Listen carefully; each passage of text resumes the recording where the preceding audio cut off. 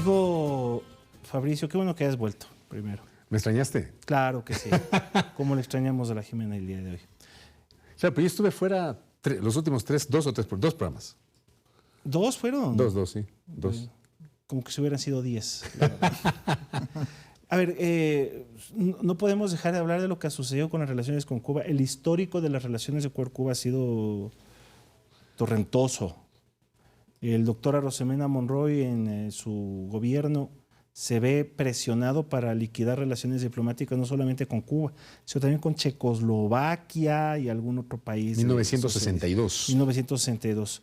El doctor Arosemena, por presiones externas y presiones internas, tiene que liquidar las relaciones con Cuba. Luego, mucha gente no recuerda que el giro del doctor Velasco Ibarra en su último periodo fue un giro más progresista, un giro más muy identificado con la corriente que seguía los tiempos en esa época en el continente, el gobierno de Allende, etcétera. El fin de los últimos años de la dictadura militar en Argentina antes del regreso de Perón.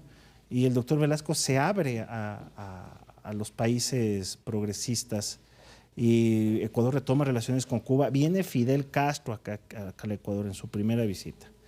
Fidel Castro se la pasó haciéndole chistes al doctor Velasco y el doctor Velasco no entendía los chistes. No le entendía, o sea, no sabía de qué se trataba. Y el doctor Velasco cae 2 meses después de la visita de Fidel Castro. 72. 72. La visita de Fidel Castro fue en diciembre del 72. Con el carnavalazo. Cae en febrero del 72. Retoma Ecuador nuevamente relaciones con Cuba. Pero en el 79 retoma relaciones. Sí, en el 79 ya con la Roldós. democracia, sí, tal cual. En el 85 se da la primera visita de un mandatario ecuatoriano. Espérate, te estás saltando el episodio del 81. El de la incursión de las fuerzas militares cubanas a la embajada de Ecuador en La Habana. Claro, es verdad. Y pese a eso, Roldós no rompió relaciones con Oye, con qué Cuba. buen detalle ese, ¿no? Ese es un detalle, no menor. Eso estuvo atado a la crisis del Mariel, ¿no? Que fue la invasión de exiliados o quienes pretendían exiliarse a la embajada de Perú en La Habana. En el 85 se da la primera visita de un mandatario ecuatoriano a Cuba, el ingeniero. Que primero fue donde Reagan, ¿no? Claro. Luego bajó a La Habana. Exactamente. El ingeniero tenía una relación muy buena con Fidel Castro. Personal muy buena. Tanto que Fidel Castro le ofreció asistencia y ayuda médica en los últimos años de su vida.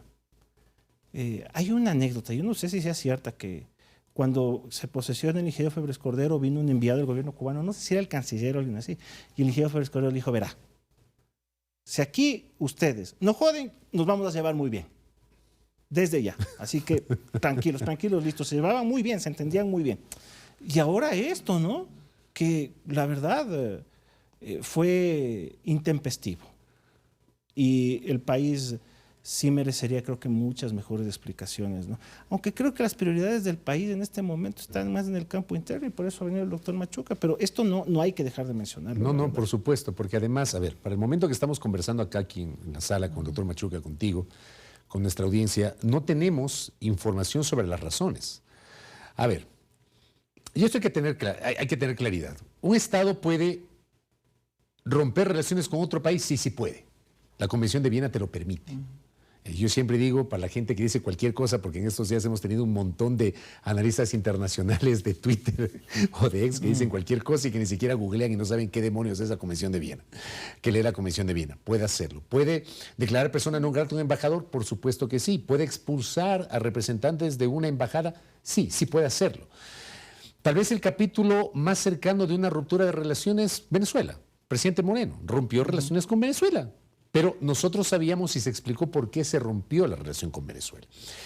El problema es que acá no se ha explicado cuál es la razón de una medida que es completamente sorpresiva, que no estaba en el radar de nadie y cuya explicación oficial no la hemos tenido hasta el momento que, insisto, grabamos este programa.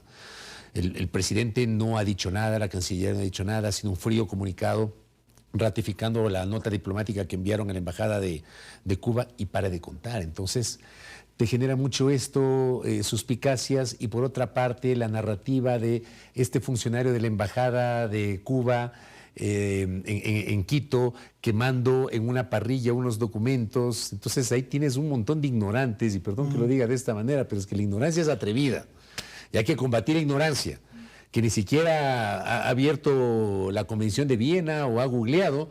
Esta es una práctica muy usual cuando se rompen relaciones entre los países y se van los funcionarios. Y, por ejemplo, hay casos, pero emblemáticos. Hasta una película hay, la de Ben Affleck, Argos, ¿ya? Hay casos de Kabul, hay casos de Teherán, hay casos en Saigón. O sea, tienes un montón de ejemplos que dan cuenta de que esta destrucción de documentos es algo absolutamente normal y que además te lo permite la Convención de Viena. Ahora, digamos, doctor, que la imagen también fue muy sugestiva, ¿no? Es que, claro, eso fue lo chistoso y anecdótico. Fue una parrilla. Una parrilla. A ver, hay que reconocer que vivimos en un mundo donde impactan las imágenes. Y cuando uno ve eso, pues evidentemente que le va a inquietar, pero sí es necesario llegar a profundizar de que existen formas que facultan a este tipo de medidas, ¿no? Así es. Bueno, la práctica es común incluso en el caso cuando hubo la ruptura de relaciones con México, a raíz de que irrumpimos en la embajada mexicana. Recuerde que una de las principales disposiciones del gobierno de México fue preservar los archivos y los bienes de la embajada. Lo que se hizo en este caso, no se vio imágenes de quemar, pero se trasladaron los archivos y se los introdujo en embajadas amigas para preservar asimismo archivos y situaciones de información relativa al gobierno mexicano. Entonces es una práctica común, además que hay que partir de una simple lógica, es documentación de ellos. Ellos sabrán qué hacen con esa documentación. Sí, partamos desde ahí. Es responsabilidad entera del gobierno cubano el destino que da. O sea, eso no se Pero puede lo que tú dices es algo cierto, ¿no? En un mundo en el cual, a ver, estamos viviendo un mundo de la posverdad y un mundo de narrativas. No es exclusivo del Ecuador. Y lo que tú dijiste me encantó. Un mundo de imágenes. Claro. Entonces se te queda la imagen emblemática, ¿no? Y te quedas con eso y dices, ¿y por qué? ¿Qué esconden? Y esta mañana en la radio, cuando estamos grabando el programa, me pongo lentes porque estoy viejito, me mandan un insumo espectacular para ignorantes como uno que también aprende todos los días de estas materias. Entonces me dicen, Revolución iraní 1979. Cuando el personal de la Embajada de Estados Unidos en Teherán intentó destruir documentos antes de que la misión fuera tomada por manifestantes durante la crisis de los rehenes en Irán, intentaron triturar y quemar papeles, pero muchos fueron reconstruidos posteriormente por las autoridades iraníes que publicaron parte del material. ¿Por qué? Proteger información diplomática y de inteligencia. Caída de Saigón en 1975. Antes de la evacuación final de la Embajada de Estados Unidos en Saigón, durante el final de la Guerra de Vietnam, funcionarios estadounidenses destruyeron grandes cantidades de documentos. ¿Por qué? Evitar que el nuevo gobierno vietnamita accediera a información sensible, incluyendo nombres y colaboradores locales. 3. Evacuación de Kabul en 2021, digamos más cerca. La que la gente tiene la imagen de las personas esperando en la pista los aviones para colgarse. En la capital de Afganistán. ¿Ya? Cuando las tropas de Estados Unidos se retiraban de Kabul durante la ofensiva final de los talibán en la retirada de Estados Unidos de Afganistán en 2021, el personal diplomático también destruyó documentos sensibles. ¿Por qué? Impedir que información sobre contactos, personal u operaciones diplomáticas cayera en manos de los talibanes. Entonces, digo yo, ¿no? Googlear por lo menos para medio con algún tipo de conocimiento o de argumento, cuestionar o no. Pero a mí lo que más me impresiona, Esteban y doctor, es que legisladores del oficialismo se han dado la tarea de ahí escandalizarse por la destrucción de los documentos sin siquiera poner un contexto. Y eso para mí es absolutamente cuestionable. El presidente de la República también ha sido muy errático dando respuestas sobre el tema. Cuando habló de la parrilla de documentos, ¿no? Pero, doctor, el presidente que no se manifiesta mucho, se manifestó precisamente reaccionando como lo haríamos cualquiera de nosotros ante una imagen, la parrilla de documentos.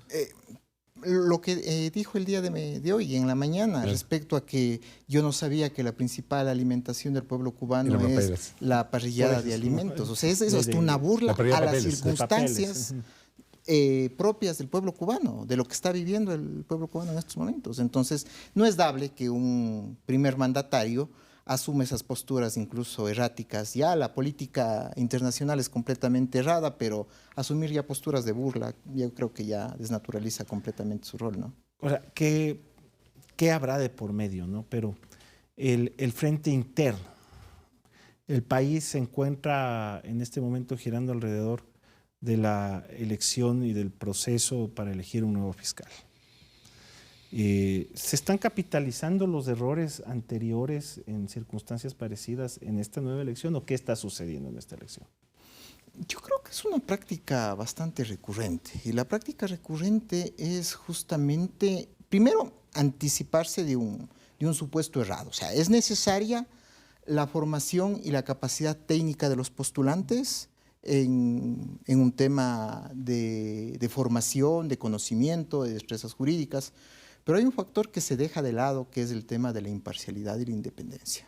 Y eso es un factor que tiene que salvaguardarse, cuestionarse y sobre todo reposicionarse en el sentido de cómo garantizamos esta independencia y imparcialidad. En este caso, no solo del gobierno de turno, no solo del poder político, sino también ahora de grupos que ejercen poder pero que están al margen de la ley, que es fundamental.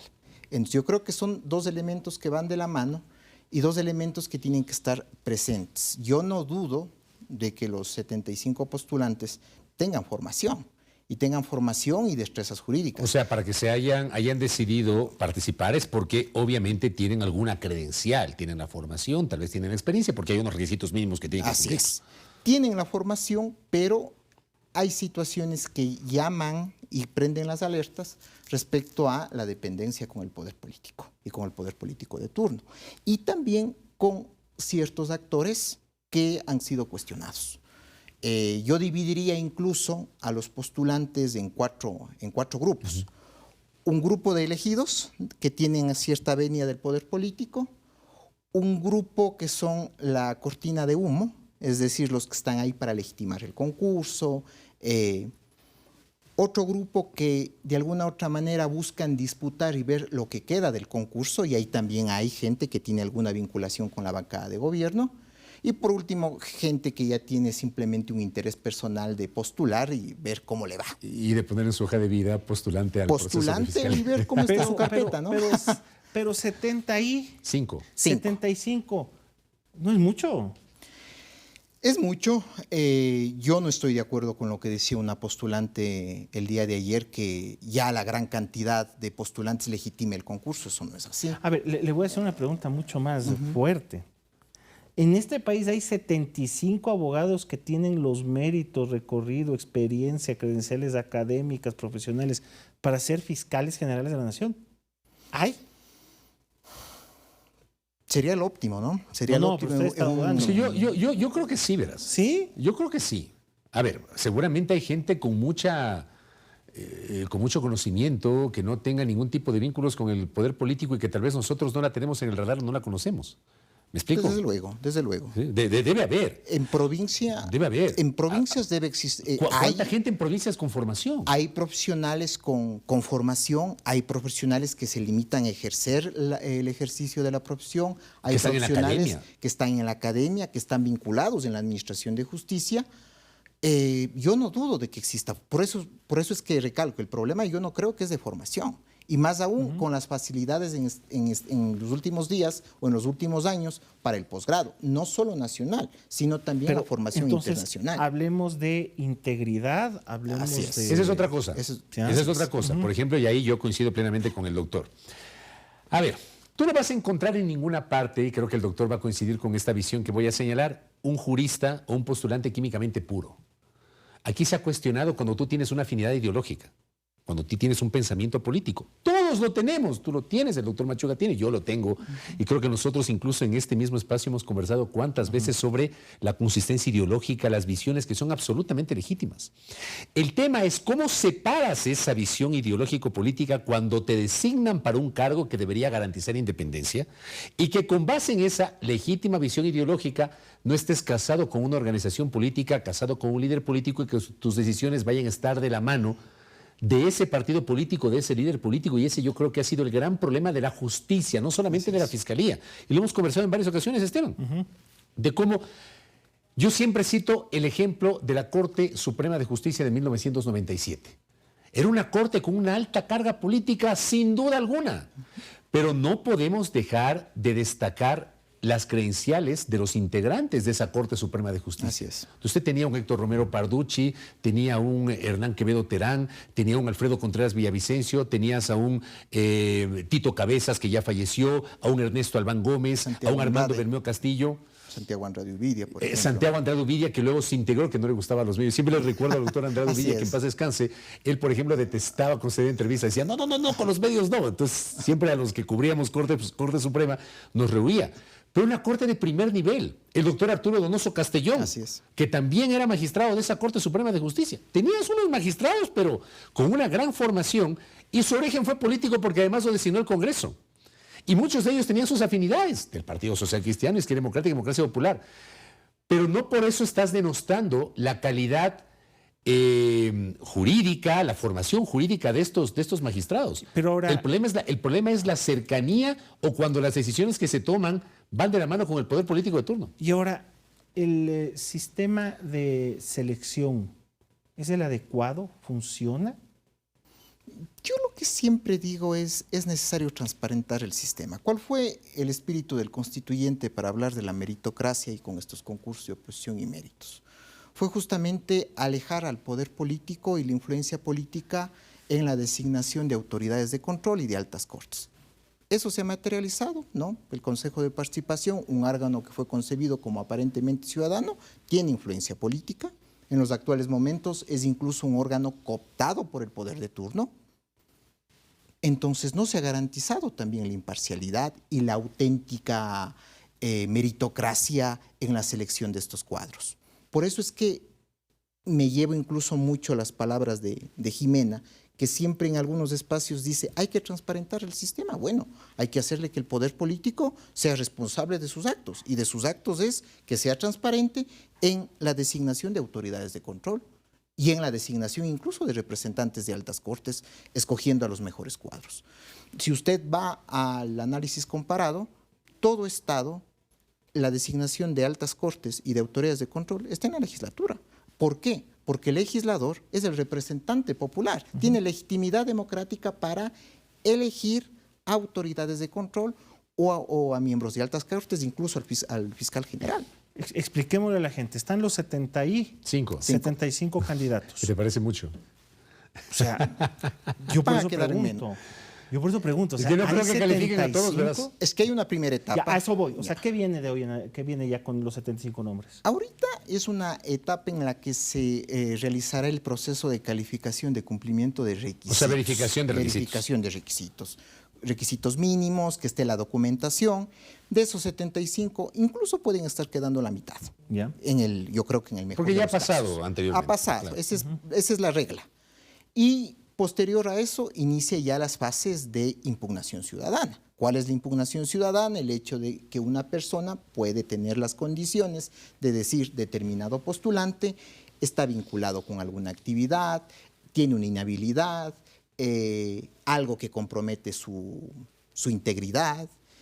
Y después de eso, que también va reduciendo, ya hay una fase puramente de calificación de méritos y de oposición, con lo que se determina ya a la lista de mejores puntuados, en la cual el mejor puntuado tendría que ser designado por la comisión. Ahora, en la fase de calificación de méritos, entiendo yo que es su trayectoria, las credenciales que tiene, y la oposición viene a ser los exámenes, ¿no? De acuerdo al reglamento, hay un esquema en donde se van asignando los puntos, es decir, ejercicio profesional, tiempo de ejercicio, méritos académicos, quien tenga un doctorado, tenga una maestría, quien ha hecho docencia universitaria, quien ha hecho publicaciones, investigaciones en materia del derecho penal, y en base a eso se le va asignando un puntaje.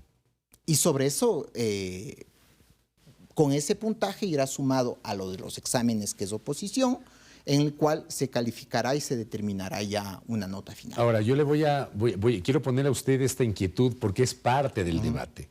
Porque una de las cuestiones que se han comentado es que en el reglamento finalmente, en el reglamento que es el que se va a utilizar en este momento para la selección del fiscal, excluyeron la prohibición de que se puedan registrar o que se puedan postular abogados que hayan patrocinado la defensa de personajes vinculados al narcotráfico. Esto le pregunto a usted, ¿es discutible? ¿Amerita discutir? ¿Usted cree que el hecho de que un abogado haya defendido a un narcotraficante le descalifica para convertirse en fiscal general del Estado. Y traigo a colación esto no solamente por el proceso, sino porque eso también fue parte de la discusión respecto de la designación y luego las funciones del doctor Mario Godoy en la presidencia del Consejo de la Judicatura. Más allá de las explicaciones que dio el doctor Godoy, se lo mencionó a él, se mencionó a su esposa, al estudio jurídico de su esposa, que en su momento patrocinó, por ejemplo, a la defensa de este señor Yesilmín Cerdán, que estuvo sentenciado por lavado de activos. Ahí apelo un poco a su experiencia y a su criterio, doctor, sobre este tema. Bueno, en estricto sentido, restringir el ejercicio de un derecho parte de la Constitución y de la ley. Es decir, yo no puedo establecer más requisitos de los que están determinados en la Constitución y en la ley para restringir un derecho, en este caso, un derecho de participación, poder optar por un cargo público. Uno de los argumentos que presentaba la Federación de Abogados, entre esos Paulo Caña, era la limitación del derecho de participación, es decir, que se estaba limitando la participación de abogados que en su ejercicio legítimo de la profesión patrocinaban y coadyuvaban al ejercicio del derecho a la defensa, porque aquí hay que ser claros, el problema no es patrocinar a personas que están vinculadas con delincuencia organizada, porque toda persona tiene derecho a la defensa y de ser asistido por un abogado. Pero yo creo que en los actuales momentos, partiendo de parámetros que ha determinado el propio sistema internacional de protección de derechos humanos, se podría restringir por la necesidad. Es decir, la circunstancia peculiar del Ecuador, de estar atravesada por situaciones de narcotráfico, de combate a delincuencia organizada, se ameritaba excluir a ciertos colegas que estaban vinculados, por así decirlo, con la defensa o el patrocinio de determinados yo creo que ahí personajes.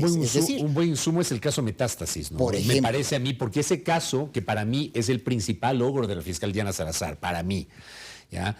Ese caso devela este maridaje entre jueces corruptos, fiscales corruptos y abogados en libre ejercicio que actuaban en defensa de narcotraficantes, haciendo este nexo con esta administración de justicia cuestionada, ¿no? Así es, justamente. ¿Cómo es dable que en un país azotado por el narcotráfico, por el lavado de activos y más temas de delincuencia organizada, haya abogados que puedan optar a postular al órgano de gobierno o en este caso a Fiscalía General del Estado? Yo creo que era más que justificado la restricción de la participación justamente por la problemática que vivimos. Yo creo que sí fue un error haber dado paso y quitado esta prohibición, porque justamente eso ya como dice Fabricio, la práctica nos ha dado la evidencia de que hay una vinculación entre poder político, entre jueces y también con grupos de delincuencia organizada, que es perniciosa. Y demostrada por la misma Fiscalía. Así ¿no? es. Consejo de Participación Ciudadana. ¿Cómo puede actuar en este tema? ¿Qué se espera del Consejo de Participación Ciudadana? Verás que la primera fase, a ver, el proceso no lo hace el Consejo de Participación Ciudadana, lo hace una comisión. A ver, esta comisión le llaman Comisión Ciudadana, pero a mí no me gusta el término, porque sí, son ciudadanos, pero no es una comisión ciudadana, ya. De esa comisión que integrada por 10, 5 representan a las funciones del Estado y los otros 5 son supuestamente ciudadanos, pero ya los concursos anteriores han demostrado que no es que estos ciudadanos están apartados del poder político de turno necesariamente. Luego esta comisión ciudadana tiene una serie de cuestionamientos, empezando por el origen de algunos de sus miembros, pero además por la formación o las limitaciones en la formación que tienen algunos. Esa comisión es la que va a llevar adelante todo el proceso. Y esa comisión termina el proceso y recién al final entra el Consejo de Participación Ciudadana a conocer el informe y a designar. De los mejores puntos. El trabajo lo hace la comisión, no lo hace el Consejo. ¿Y de dónde emana esta comisión que tú le has puesto comillas en su condición de ciudadano? Es que eso te digo, 5 vienen de las funciones del Estado. Del Ejecutivo, Legislativo, Judicial. ¿Realmente las funciones del Estado dan representación ciudadana? Es que de ahí se o sea, a mí a priori me suena mal, pero usted sabe, yo le pregunto a usted. De ahí se empieza a desvirtuar el sistema. Claro. Sí, es una comisión bipartita en la cual actúan representantes de la ciudadanía, que tampoco es que hay una representación directa de la ciudadanía, porque no son escogidos por la ciudadanía. Y tiene otra parte que son los representantes de órganos del Estado, es decir, una comisión bipartita en donde confluye Estado y ciudadanía. Ya, no es eminentemente ciudadana. Por lo tanto, los representantes del Estado van a representar los intereses de quienes están en el Estado.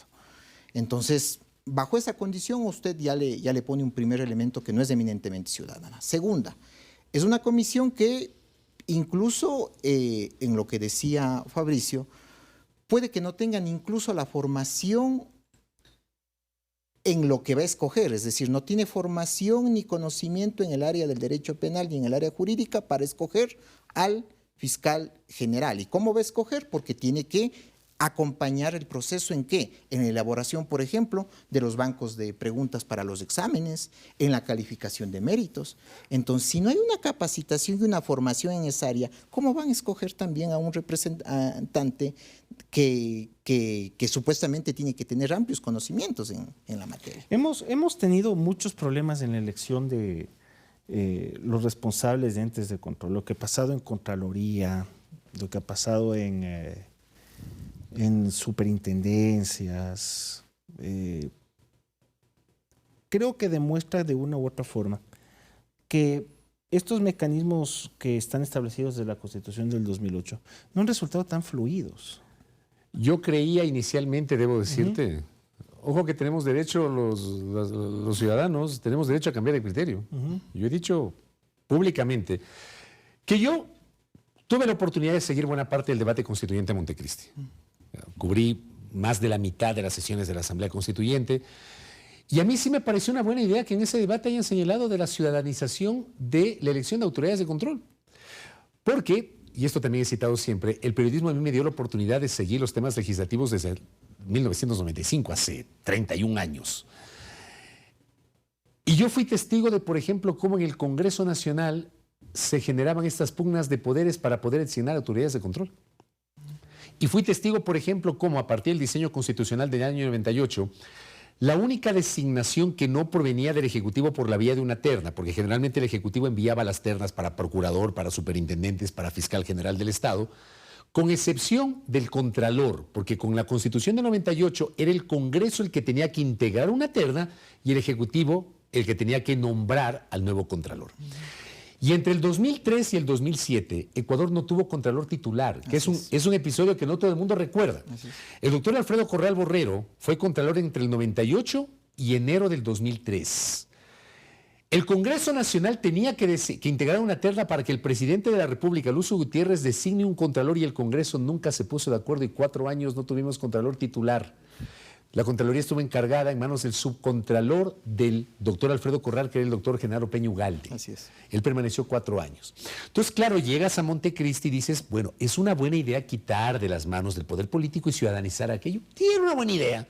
Me pareció a mí desde lo conceptual. Resulta que terminó siendo una mala idea. Porque si tú revisas todos los procesos de selección desde el 2008... O mal practicada. Pues... A ver, la idea... La idea como idea era interesante. La idea es... a mí me gustaba. La idea es darle realce al mérito, darle realce a la participación ciudadana. Y que sean los ciudadanos los que elijan. Pero recuerde justamente que esta idea nace en un momento en el cual los partidos políticos estaban deslegitimados. Completamente deslegitimados. Bueno, y ahora lo que lleva al proceso constituyente es esto de la partidocracia. El poder no puede estar en la partidocracia. Y fueron los 10 años de inestabilidad política desde el año 97 al 2007. Desde la caída de Bucarán tuvimos inestabilidad política que terminó minando la credibilidad de los partidos. Así es. Justamente esto es la antesala para una ciudadanización del poder, es decir, que el poder vuelva a manos ciudadanas. Pero ha pasado 10 años y las circunstancias nos han dado la muestra de que la idea no ha terminado de cuajar. Incluso este tema de la meritocracia se ha desvirtuado. ¿Por qué? Porque el mismo hecho de que ningún concurso ha terminado de manera adecuada. Siempre ha terminado con el hecho de que no me calificaron bien, de que el examen estaba mal estructurado, de que a uno se le favoreció. Es decir, se desvirtúa la meritocracia y genera un óbice para que las personas que tienen cierta formación eviten entrar en un tema donde van a salir mal parados. Yo le planteo una cosa adicional hablando de estas impugnaciones, ¿no? Ejemplo, este caso es emblemático. Claro, la institución no genera tanto ruido o tanta atención nacional como la Fiscalía o la Contraloría, y me refiero a la Defensoría Pública. Ecuador tuvo 6 años un defensor público encargado, 6 años. Y en el momento que empezaron a desarrollar el concurso, metieron N cantidad de acciones de protección que terminaron entorpeciendo el desarrollo del proceso hasta que finalmente terminó con la designación del doctor Ricardo Morales, que es el actual defensor público.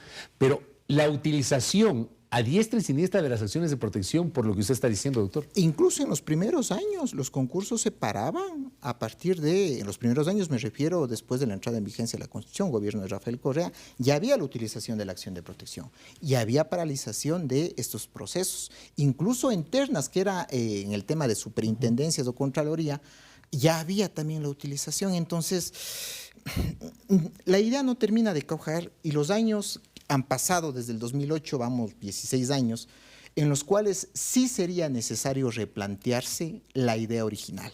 Ahora bien, ¿estamos en el momento adecuado para un cambio estructural? Es que ese es el problema. Ese es el grave problema. Con esta asamblea, con este gobierno que no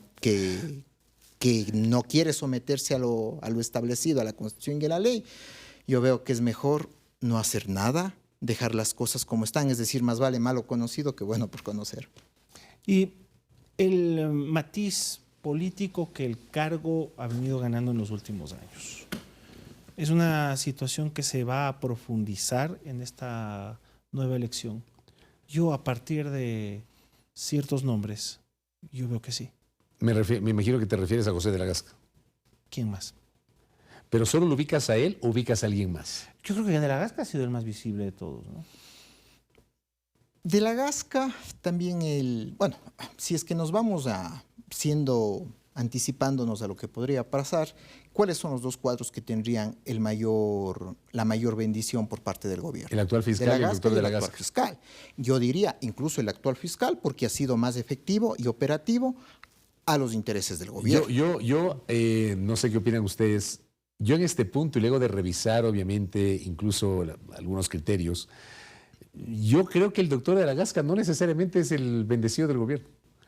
Creo que él podría convertirse tal vez en un fiscal menos dependiente en comparación al doctor Alarcón, el actual fiscal. Digo, por las ejecutorias yo hablo. O sea, yo le veo a de la Gasca por su perfil, por su formación. Yo creo que, aunque obviamente fue ministro del actual gobierno, y ese es el principal cuestionamiento, yo le veo una diferencia respecto del actual fiscal, que además, también hay que decirlo, no sé qué opina el doctor ahí Machuca, el actual fiscal para mí tiene una serie de cuestionamientos desde lo jurídico sobre su designación, porque es el subrogante del subrogante. El subrogante del doctor Y eso Toainga. no existe. O sea, tú tienes a la doctora Salazar, subrogante Wilson Toainga. Toainga asume tras la renuncia de la doctora Salazar y luego designan y se inventan esta figura del subrogante del subrogante. El doctor Alarcón es el subrogante del subrogante. ¿Qué correspondía entre las dos renuncias? Lo que correspondía en este caso, obviamente, era designar a uno de los fiscales mejor puntuados, pero en la categoría que les corresponde, que es el fiscal 3. En este caso, el fiscal Alarcón no era fiscal 3. Entonces, él no estaba en la categoría para poder determinarse cuál es decir, en el banco de los fiscales 3, para determinar cuál es el mejor puntuado, y ahí sí, el Consejo de la Judicatura designar entre el mejor puntuado un fiscal encargado. El doctor Alarcón, en estricto sentido, no está como fiscal 3. Entonces, eso también es cuestionado. Y hay otro elemento que también hay que recordar. Todo esto que estamos conversando se hubiese evitado si el Consejo de Participación Ciudadana y Control Social hacía el trabajo, porque tuvo todo el tiempo del mundo. El actual Consejo se posesiona el 14 de mayo del 2023. Diana Salazar terminaba el periodo el 8 de abril del 2025. O sea, tenían 2 años. Tiempo suficiente para estructurar el reglamento, socializarlo, llevar adelante el proceso de selección, todo el tiempo del mundo. La doctora Salazar se prorrogó un mes más hasta que renunció, se quedó el doctor Toainga y luego el doctor Toainga renunció luego del nombramiento del doctor Alarcón. Ya teníamos nosotros que tener fiscal titular el año pasado. Es decir, al cumplimiento del periodo del fiscal, ya debe estar elegido el fiscal esperando para posesionarse en una democracia y sistema responsable. Pero ahí primaron los cálculos, los intereses que de alguna otra manera hicieron que el Consejo de Participación no funcione hasta que se vence el periodo de la Es que primero quisieron revisar, porque hay que recordar además que cuando se instala el actual Consejo, había una mayoría más cercana al correísmo. ¿Ya? En el Consejo. Con el doctor Alem Berbera, Augusto Verduga, Yadira Saltos y el comodín, esta suerte de comodín que es la consejera Joana Verde Soto, que se alinea a veces con los unos, a veces con los otros. Ellos tenían mayoría. Y en lugar de empezar con el proceso de selección, hay que revisar la designación de la doctora Salazar. Cuando resulta que 4 años atrás, por pretender hacer eso, llevaron a juicio político a 4 consejeros del Consejo. Al cura Tuárez, a Victoria de Sintonio, a Walter Gómez y a Rosa Chalá, que también eran cercanos al correísmo y que quisieron revisar las actuaciones del transitorio cuando ya estaban blindadas por la Corte Constitucional. Mi pregunta es, ¿por qué perder el tiempo en algo que ya se sabe que no había cómo hacerlo? Gana tiempo, desarrolla el proceso, llega el 8 de abril y posesionas el reemplazo de la doctora Salazar. Justamente ¿Sí o no, esas valoraciones políticas no permitieron incluso que el propio Consejo de Participación, en el cual estaba con una mayoría de una línea política completamente distinta, abone el terreno, genere un concurso para poder generar las condiciones para poder reemplazar rápidamente a Diana Salazar, que era la molestia. Entonces, ahora, yo sobre esta base lo que creo es que obviamente hay ciertos sectores y hay ciertos cuadros que van a, o sea, sí, los más opcionados son los más opcionados, pero todo puede pasar en el desarrollo del concurso. Entonces puede filtrarse algún candidato que, es decir, un elemento no programado. Un elemento no programado. Como pero en el fútbol, si es que entra un elemento no, en la política también, pero ¿no? si entra un elemento no programado y esto se va de control de las manos del gobierno, nada raro es que se declare desierto este concurso y sigue el encargado. ¿Qué es lo que también puede pasar? Encargado que está también de candidato. Encargado que está de candidato. Está de candidato. Recuerden que eso ya pasó justamente en la Defensoría Pública. Se eligió estuvo el encargado de candidato y declararon desierto y el encargado pudo estar 6 años. 6 años, claro. Así es. Puede darse el caso si es que esto se va de las manos, si es que sale algún elemento o elementos no programados que podrían poner en riesgo a los intereses. Ahora me pongo también un caso en el cual también las cosas se fueron de las manos, que fue la designación del superintendente de bancos. ¿Se acuerdan ustedes? También. Envían una terna desde el Ejecutivo, el presidente Lazo envía la terna al Consejo de Participación Ciudadana. En esa terna descalifican o no califican a 2 de los 3 integrantes de la terna. Quedaba uno. Eligen a Raúl González Carrión. O sea, cuando era inminente la elección de Raúl González, esto fue un escándalo, ¿no? El consejero de gobierno, Aparicio Caicedo, hay un audio que se filtró, que sacó los medios, donde le reclama y le dice que él tiene que renunciar a Raúl González porque no goza de la confianza del presidente. Entonces yo me pregunto, si no goza de la confianza del presidente, ¿cómo le pones en la terna? ¿Qué le puso? Así es. Pues que ellos querían que otra persona sea el superintendente o superintendente de bancos en este caso, y resulta que él se niega a renunciar y luego viene este bloqueo, que acciones de protección, que nulitan el proceso. Fue un desastre. Cuando se le fue de las manos al gobierno, pues doctor, hablando de cómo se le fue de las manos. Claro, se le va de las manos, pero en el camino. Porque en el camino obviamente hubieron fuerzas políticas que buscaron conversar, no con el primero, sino con el segundo para poder generar. Ahí se fue la confianza. Pero ese caso fue, pero recuerdo, 2022. Paradigmático ese caso. Sí, recuerdo totalmente. Y tuvimos 3 años sin superintendente, hasta que finalmente en un nuevo proceso el actual superintendente, el doctor Roberto Romero Bombúfal, fue designado, ¿no? Pero tienes ese antecedente que se le fue de las manos al gobierno. Pero y caso en el que se judicializó, porque ahí la Fiscalía también tuvo que entrar como árbitro y de ahí genera esto del caso de la Liga Azul, por ejemplo, que está vinculado con respecto a un presunto tráfico de influencias. Claro, por los chats. Por los chats. Y en los chats se habla del tema de la superintendencia de bancos. Pero hay también un elemento importante, como la Fiscalía incluso entra a ser árbitro de conflictos políticos, ¿no? Claro. A partir de la judicialización de estos temas. Entonces eso también es un elemento que no hay que perderlo de vista. Bueno, y está pasando en otros casos, ¿no? La Fiscalía como árbitro de temas políticos, el caso Aquiles Álvarez. Exactamente, es que a eso quería llegar yo. La Fiscalía tiene una participación muy importante en casos de raigambre política, eso no lo vamos a negar. Tiene una gravitación, lo que Fiscalía haga, exponga, sobre todo exponga. Porque yo veo que el momento en el que Fiscalía expone algo, y el caso AAA es el caso más vigente de todos, cuando Fiscalía expone algo es para que alcance un nivel de consumo dentro de la gente y la gente identifique que Fiscalía está actuando y Fiscalía está respondiendo a la corrupción y Fiscalía está respondiendo al delito. Entonces, ¿cuál es la actuación ideal que en este momento se puede esperar de quien venga, si viene alguien nuevo, ¿no? Porque solamente antes de que conteste eso el doctor Machuca, hablando del elemento gravitante que es la fiscalía. Ya, y por supuesto, no estoy defendiendo a Correa por si acaso, porque enseguida van a decir eso. Pero hay que remontarnos al año 2020. Ya, en el año 2020, y usted que está en el libre ejercicio de autor sabe perfectamente que una casación no la resuelves así inditas. No. Y en el caso Sobornos, todas las etapas, incluyendo la casación, la resolvieron a la velocidad que pudieron para evitar que Correa pueda ser candidato a la vicepresidencia de la República en binomio con Andrés Arauz. Que ese es un elemento no menor. Hablando del papel de la Fiscalía, reitero, no estoy defendiendo a Correa, estoy hablando de un tema que ha pasado. Si yo esto pongo como ejemplo y lo comparo con el caso de Maguad, 20 años se demoró la casación de Yamil Maguad, en el caso del peculado bancario. 20. Acá se demoró unas semanitas nomás, ¿no? No, y ahora con el caso AAA también, todo lo que tiene que ver con el retorno, la vuelta de Aquiles Álvarez.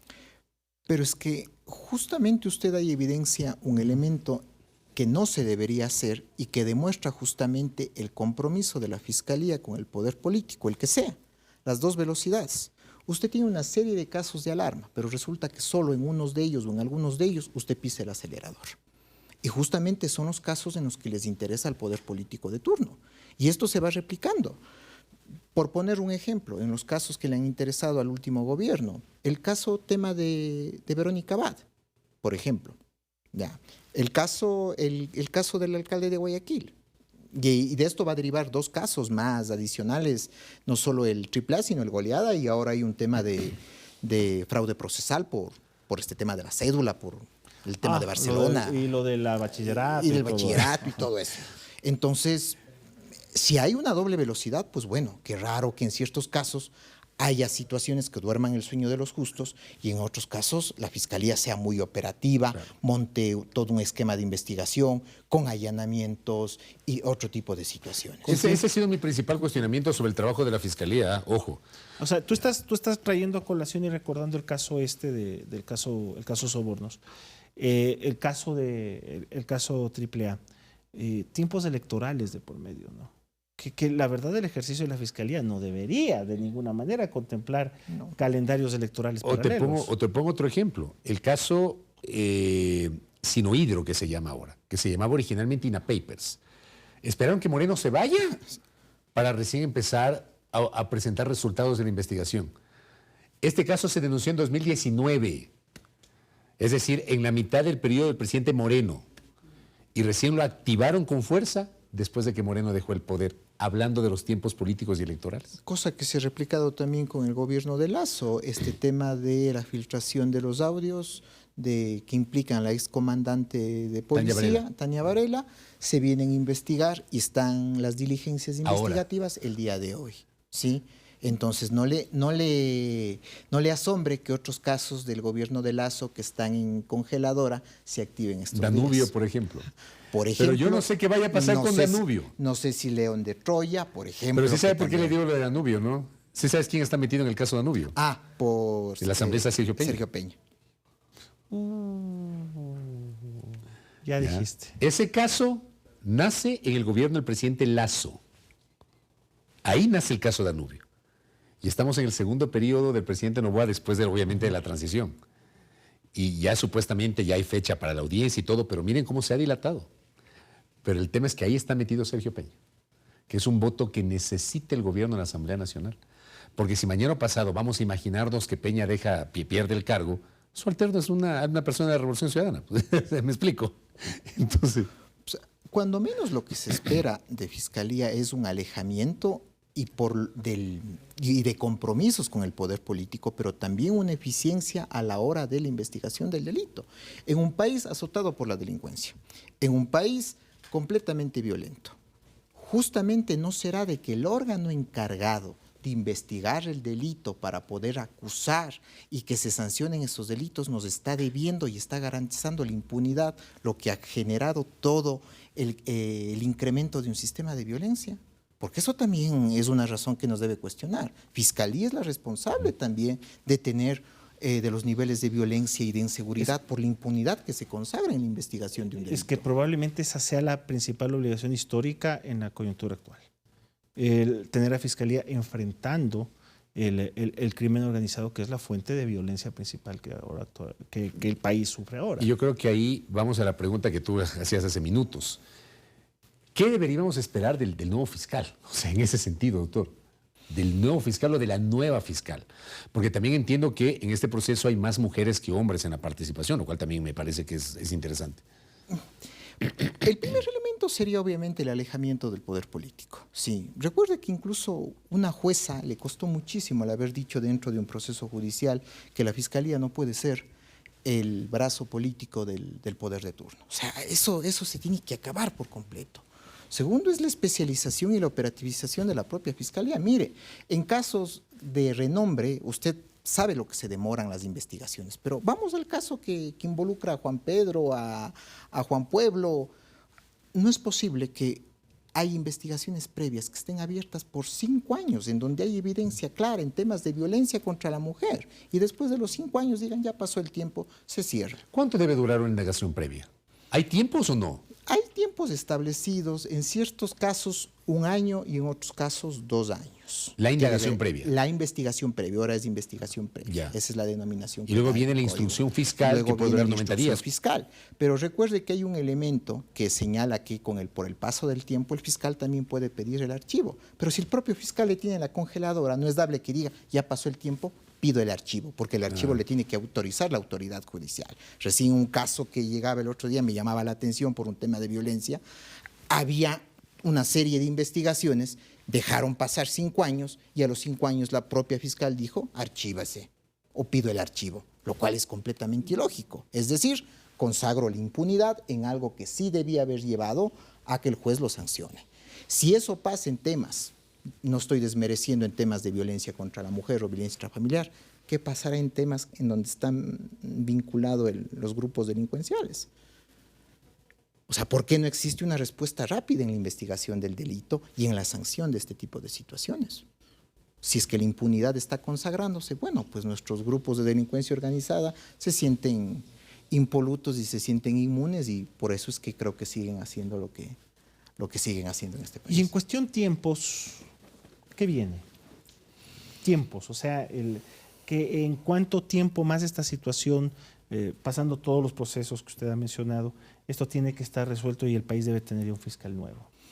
Alrededor de 6 meses que se calcula. Recuerde que usted recién tendrá una etapa en la cual se revisarán valoraciones formales de cumplimiento de requisitos. Después habrá que abrir un proceso en el cual haya la impugnación ciudadana, en el que hay que dejar abierta la puerta en que las personas vengan y presenten una impugnación sobre A o B. Eso también requiere, en el caso de una etapa en si es que se admiten esas impugnaciones, haya las audiencias públicas en donde el postulante impugnado presente sus alegatos. Entonces, todo esto demora tiempo, la elaboración del examen, la calificación de méritos. Todo el proceso está calculado en no menos de 6 meses. Hablamos es decir, son de procesos septiembre. largos.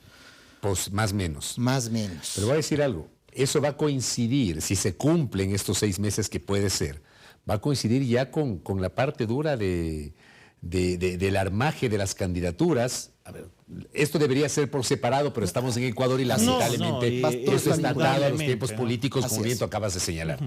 Ya en septiembre tú estás entrando ya en la parte del armaje de las candidaturas. Estamos ya en etapa electoral. Estamos en este momento, ¿no? Claro, un año electoral. ¿Sabes cuándo van a ser las estamos elecciones, no? En un año más. El día del amor y la amistad. 14 de febrero del Así es. 2027. El día de San Valentín. Y este nuevo periodo electoral le garantiza permanencia al actual CNE también, ¿no? Que están prorrogados. Están prorrogados, pero recontra prorrogados. Ellos y el Tribunal Y el Tribunal Contencioso. Recontra prorrogados. Y por eso se anticipó tanto el año, la declaratoria de año electoral. No, es que siempre es así. ¿Sí? No se anticipó. No hubo anticipación. No. Entonces estoy confundido con la Federación Ecuatoriana de Fútbol. Estás confundido. Sí, ahí pasó eso. Sí. Bueno, yo te entiendo porque tú estás ahí metido entre paz y llegas. Sí. No.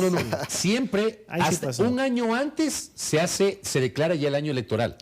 Ojo que luego de que ya se declara, ya no puedes hacer reformas al Código de la Democracia. Claro. Por mandato del... Entonces te dicen que el 14, ahora en febrero, que el 14 de febrero se dan las elecciones, ya es año electoral.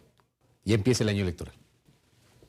Ah, mira, pensé que había habido alguna anticipación precisamente para entrar en una nueva prórroga del CNE y del contencioso, ¿no? No.